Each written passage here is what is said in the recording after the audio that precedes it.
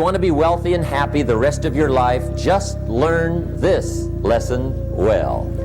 Learn to work harder on yourself than you do on your job. I have found in my experience that income does not far exceed personal development. Now, sometimes income takes a lucky jump, but sure enough, unless you grow out where it is, it'll usually come back where you are.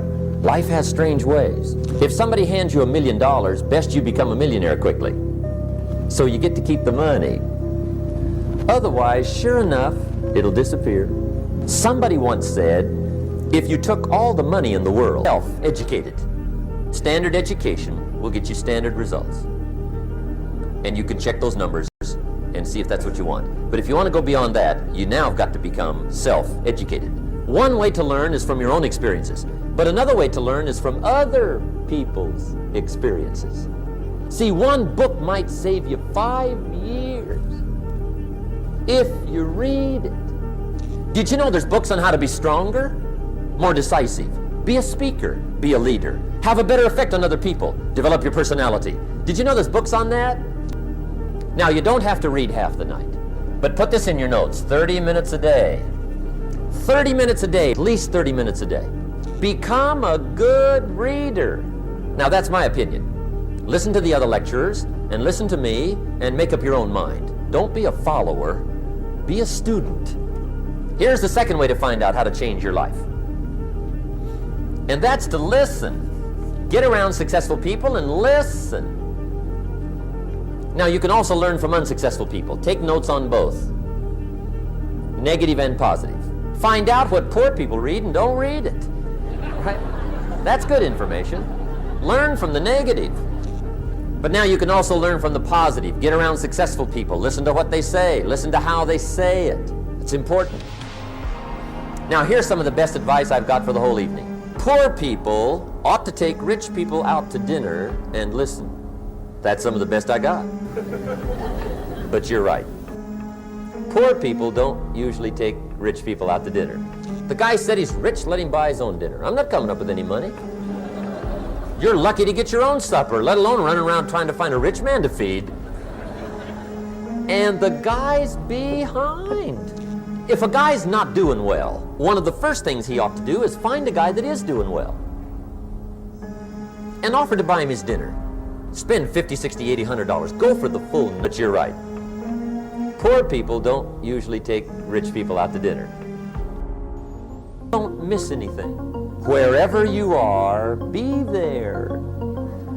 Excellent. That's exciting. On any given day, you can massively change the direction of your life. Now, be poor.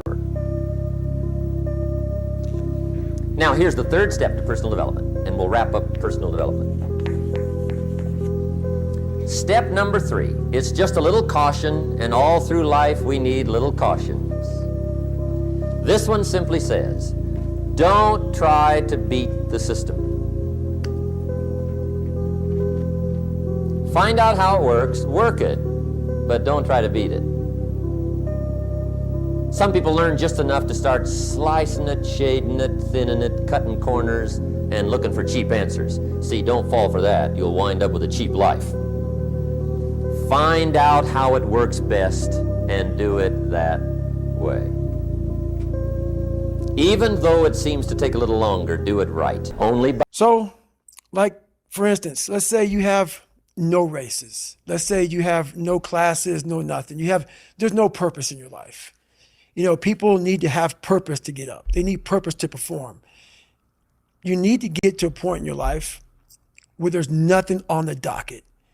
There's no 5K. There's no I'm going to get into school to be this or that and still perform to the highest level. Because what people don't get is one day that thing's going to come up. And if you're not constantly performing without purpose, you're not going to be ready when the time comes. It's this magical thing, purpose, that we're all looking for. But what's funny about it all is that we need these things to perform. But we don't take a second to realize the purpose is always there. The purpose never leaves us because the very purpose is you. You are always the purpose. There may be another purpose, like being a SEAL or going to college or whatever, but the main purpose in life is you. So if you wake up in the morning and you don't want to do something, you don't care enough about yourself. And that's what you need to really research is, man, why am I not doing this for myself? Because that is the number one purpose in life, is to better oneself. So that's the only purpose I fucking need. So the reason I get up every day, even though there's no race or there's no school, or there's nothing in front of me, is because I have pride in myself. I buy about 50 books a year. I skim most of them and I study a select few. Here are the only books that I have studied and I reread every so often in no order. Number 1 is Influence by Robert Cialdini. The second book is Persuasion, also by Robert Cialdini. Third is 50 Scientific Ways of Getting to Yes, which is also Cialdini. 4 is Expert Secrets by Russell Brunson. One to Many by Jason Fladley. Number 6 was Ready, Fire, Aim. Number 7 is How to Make Friends and Influence People. 8 is Wooden on Leadership. Number 9 was Bezos's Letters to Shareholders. 10 was $100 Million Offers, and I have to say that I studied it more because I've read that book more than any other book because I wrote it. Sales Acceleration Formula by Mark Roberts. Predictable Revenue by Aaron Ross. And the final one, which I have, which is number 13, is The Motive by Patrick Lencioni. Those are the 13 books that probably most influenced my business career.